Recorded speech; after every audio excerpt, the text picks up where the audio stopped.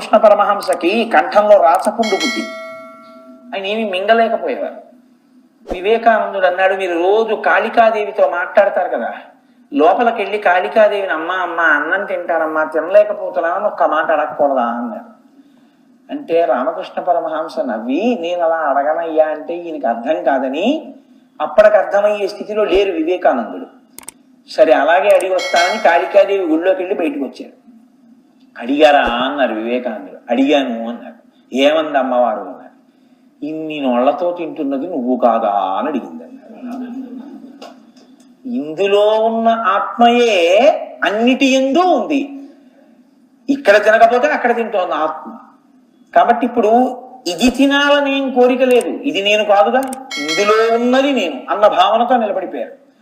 ఇప్పుడు ఆ భావనతో అంటే సత్యమును తెలుసుకుని నిలబడగలిగితే అసత్యమైన వస్తువుకి జరిగేటటువంటి బాధతో నీకు తాదాత్మ్యత లేదు.